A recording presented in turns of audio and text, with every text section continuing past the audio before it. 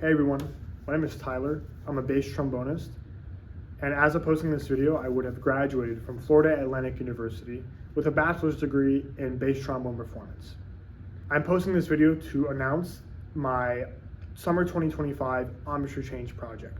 Now, for a little bit of context, 2 years ago, I flew up to Boston to take a lesson with Jim Markey, the bass trombonist of the Boston Symphony Orchestra. And during that lesson, I was told that I needed to go through an embouchure change, mainly because there is a lot of looseness and my embouchure is not efficient and it gets in the way of my air.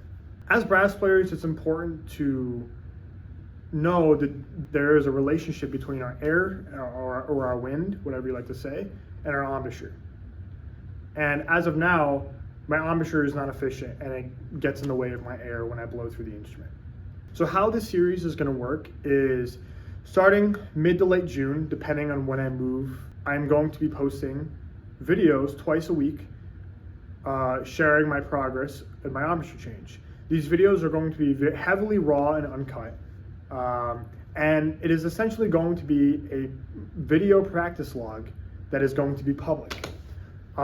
Mainly because I want to not only have a tangible source of my own progress, but to also share it publicly, because there's not much information on YouTube about people going through embouchure changes.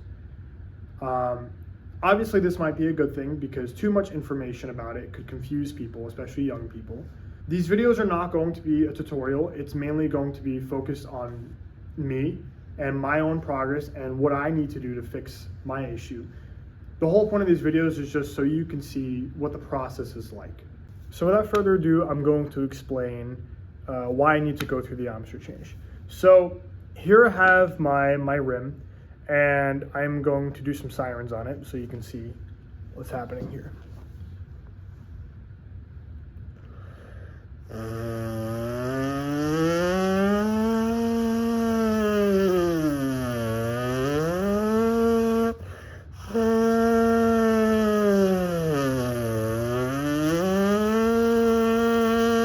Okay, for the most part, it looks pretty good. I have air blowing fast through my aperture.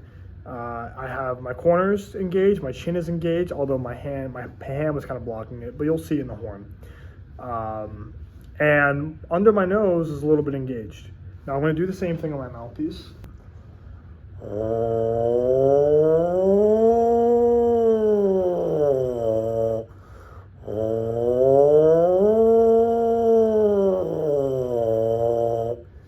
As you can see, my chin is pretty flat, and I'm getting a pretty decent sound out of it too.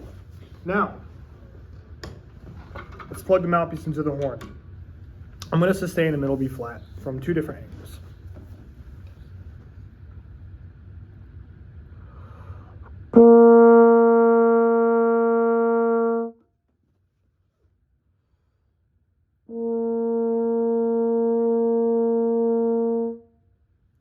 So as you can see,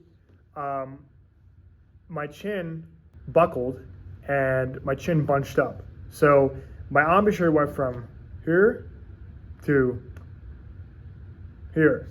My chin is buckled and my bottom lip is protruding outward.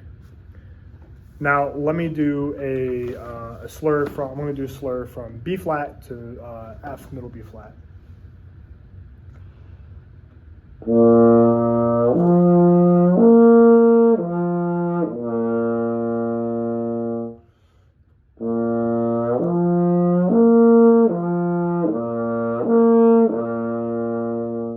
So what's happening is that as I'm doing those slurs from the low register to the middle register, my mouth is literally going like that.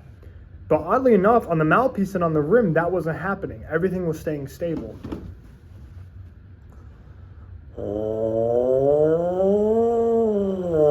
As you can see, my chin stays flat and everything else stays engaged. So it's very interesting how that works. And I would essentially need to spend 4, 5, 6, 7 weeks trying to fix this issue. And one of those ways I can fix those issues is by doing this. You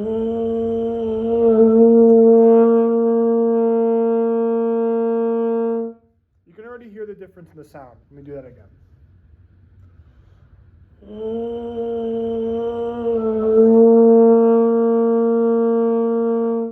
You can already hear that there's a lot more brilliance and core in the sound.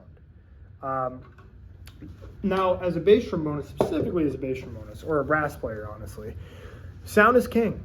It doesn't matter how fast you can play, how loud, how soft you can play, how high or how low you can play, or how technically refined you are.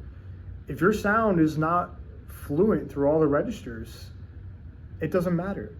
And I think going through this change for me is going to be, it's going to be a fun process, and it's going to be very rewarding seeing the process. And I'm looking forward to publicly sharing that process so you can see what hard work and smart work does when you take your time when you take time to go slow and methodical. And I'm really looking forward to sharing that. If you have any questions, please comment down below, and like and subscribe this video for the start of this project. Thank you.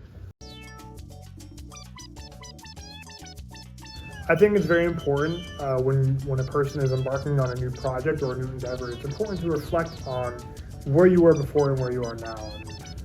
The biggest takeaway I've had from the arts and performance entrepreneurship class is the fact that you have to create opportunities for yourself.